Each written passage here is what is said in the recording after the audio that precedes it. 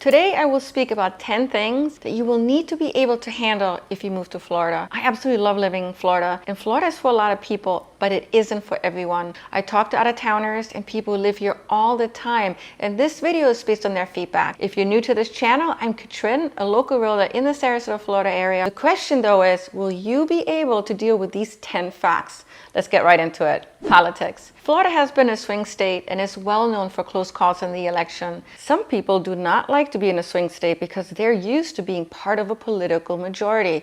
That's just where they feel more comfortable. What you have to know is that there's certain areas here that are heavily skewed towards one political side. So for example, the Villages in Naples are mostly conservative. That's where you're going to see a lot of this. And then you have Fort Lauderdale, which is mostly Democratic, and that's where you're going to see a lot of this. Here's a chart from bestneighborhood.org, which can help you get a better feel for the political atmosphere. But I do believe that deciding where to live based on just the political makeup of a place can be somewhat limiting. But I also do understand it is important to many people these days. Cost of living. We all know it is getting expensive to live in Florida. Prices of homes have shot up, especially since the start of the pandemic. Long gone are the days you could buy an amazing piece of property for, say, $400,000 in desirable places such as Miami or Naples. As of June 2022, the median list price in Florida per realtor.com was about $499,000, which is actually an increase from May and is also above the US average of $450,000. To give you a point of reference, just 6 years ago, the median list price was about $300,000. Ouch. Many people are now intimidated or priced out of the real estate market. Part of the price increases have to do with the general housing supply and demand imbalance. But more and more people are also wanting to live in a place where you have perpetual summers, no state income tax, and amazing beaches to choose from. This extra demand has driven up prices very, very fast. And that is not just in the real estate market. Rent has also appreciated to historic levels in Florida. Just to give you an example, Miami was designated as America's least affordable place to live per Real.com. So now Miami's average monthly rental price was said to be on par with San Francisco at over $3,000 on average per month. But what I want you to know is that there are still affordable places to live in Florida. In general, the south and southwest areas will be more expensive. As you venture inland, it becomes more affordable because people usually want to be closer to the coast. So if your budget is tight, do a bit of research to determine where you can afford living in Florida, and chances are you may actually find a more affordable option that's also a good option for you. Let's address home insurance. The Florida home insurance industry is going through a major crisis. Premiums in many cases have doubled and in general higher than the US average. This insurance crisis is being driven by litigation and fraud and billions in losses from recent natural disasters. My premium doubled just last year after the insurance carrier dropped out of Florida,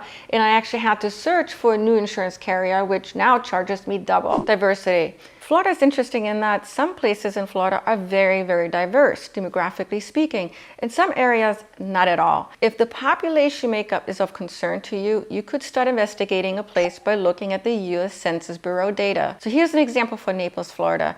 You can see population estimates to get a sense of how big a place is, first of all. You can also review characteristics such as race, education, and housing information. Now, understand that just looking at the demographics data is somewhat limiting. And the best way to get a feel for an area is to obviously visit and spend some time there. This will provide you with a sense of the atmosphere to see if this is a place you can be happy living in. There's so many great places in Florida to visit. That is one of the reasons why I actually love living here. You don't have to travel far to feel like you're experiencing something new, to feel like you're on vacation. Just think of Miami, Key West, Crystal River, Orlando, St. Augustine, and truly the list goes on and on. These are all amazing places that people visit from all over the world, not just the US. But we have the luxury that we can just drive to these places, which is awesome. But because we have these amazing travel destinations here in Florida, Florida gets pretty busy in the winter months when we have tourists that come to visit. This can make traffic far worse, and attending public places can be really, really frustrating, especially when you have to wait longer in line, for example. Here's a fun fact. Florida is the second most visited state in the US. Now, snowbirds add to the challenge. Snowbirds are people that typically live up north, but in the winter months, from about December, sometimes January, January through April. They come here to be in a warmer climate.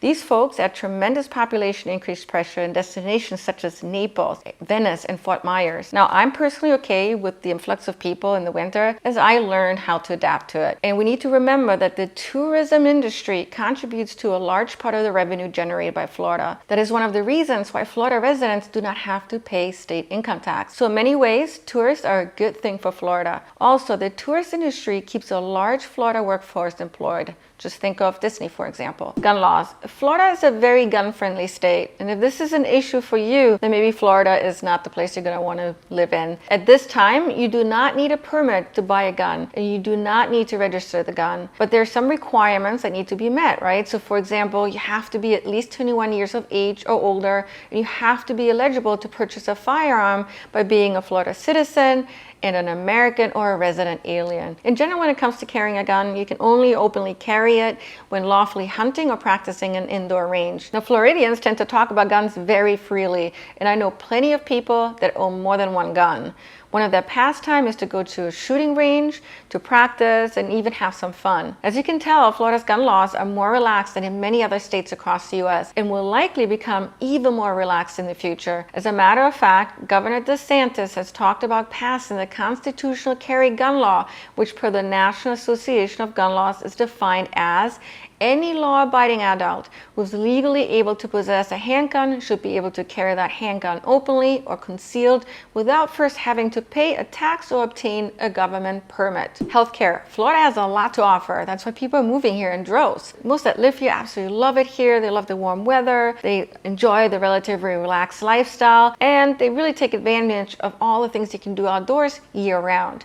But Florida is not known to have the best healthcare system in the U.S. Now, I believe this state should improve general health care options for the public as a whole. But some pockets in Florida, such as Sarasota, where I live, has very well-rated healthcare institutions. So it really depends on where you live in Florida.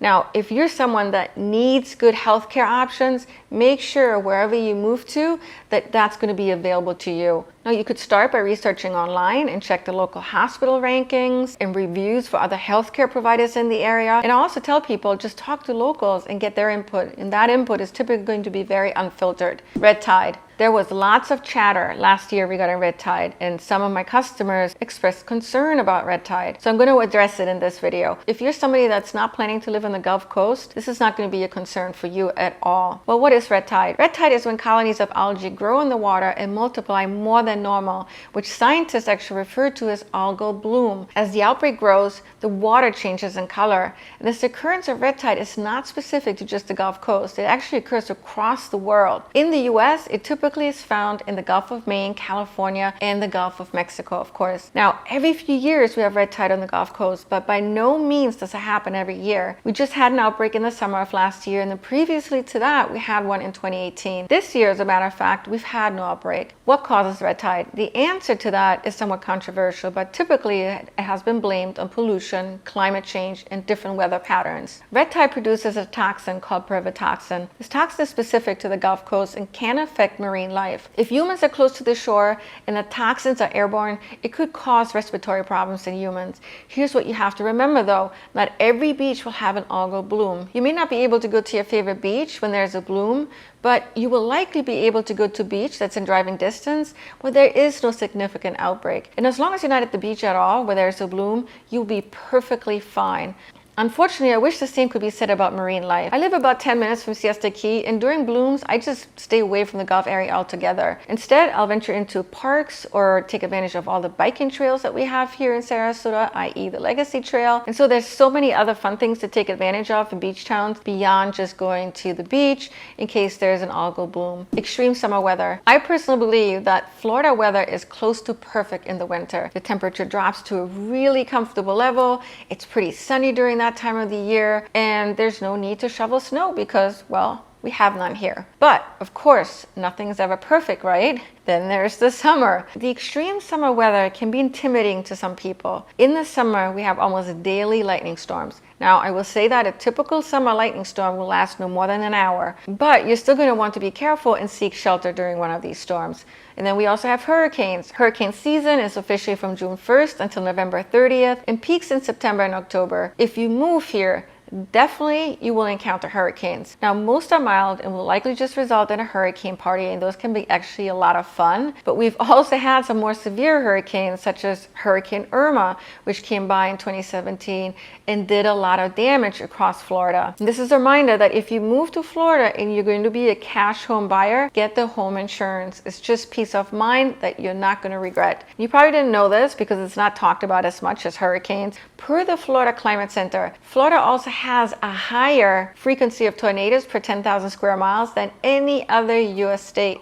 But I will say this, even with the extreme weather patterns that we have here in the summertime, I would still much rather take those weather challenges versus having to deal with the cold weather up north, the wintry, snowy month, or even earthquakes, which you can't really prep for, I don't believe. Leave me a comment below if you know, because now I'm curious. Wildlife and critters. Florida's home to lots of critters and wildlife, especially when you live a bit more rural. There are plenty of YouTube videos that address wildlife and critters, and that's because there's so many people who are actually concerned about this. So if you don't like critters, but you still want to live in Florida, your best bet is to actually live inside of the heart of a city, because there you'll likely not encounter alligators or snakes. But what you need to know is that every body of fresh water will have alligators. But if you don't live close to a body of fresh water, or you're otherwise not venturing near one, chances are you will never see a gator. However, if you buy or rent a home that is close to a lake, yeah, you'll see them occasionally. We also have palmetto bugs, which is Florida's version of the roach. And it doesn't matter how tidy you keep your house or apartment, you will need to deal with them occasionally, especially in the summer. These critters are surprisingly fast and seem to be able to squeeze through the tiniest of cracks. I've seen it. It's so easy for them to come in through sliding doors or windows or really any other type of opening. And they can breed very fast inside of your house, which is really not what you want them to do. My recommendation is to get a quarterly exterminator or when needed. We also have lots of mosquitoes, especially in the summertime during the rainy season, and that's because mosquitoes breed in still standing water by laying eggs. Now, if the wildlife critter conversation sounds a bit scary to you, I will say this. Most of you will get used to the wildlife and critters here. You will likely not even give it much thought after a while. And that's because humans learn to coexist with their surroundings. And you may even enjoy seeing animals such as dolphins and manatees in the wild, and you will if you live here in Florida. And I must say the geckos in my lanai area are actually so cute, especially when you see them doing push-ups, and they truly are doing push-ups. If you live in Florida, you've seen it, you know what I mean. Most of us moved to Florida from up north because of the warm weather for one,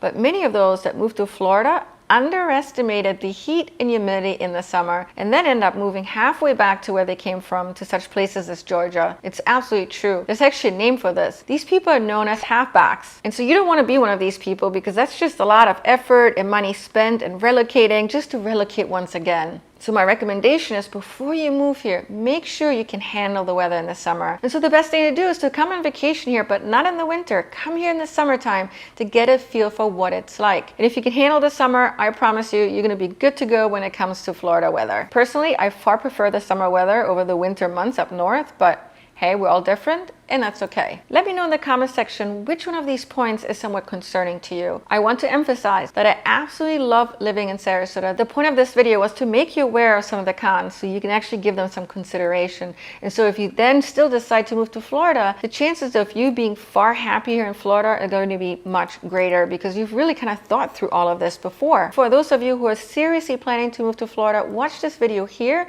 to learn more about the true cost of living here. Please like this video and subscribe to this channel. And if you're interested in Sarasota real estate, call me anytime. I'd love to team up with you and help you on your journey. Thank you so much for watching, especially until the very end. I always appreciate it when you do. Take care.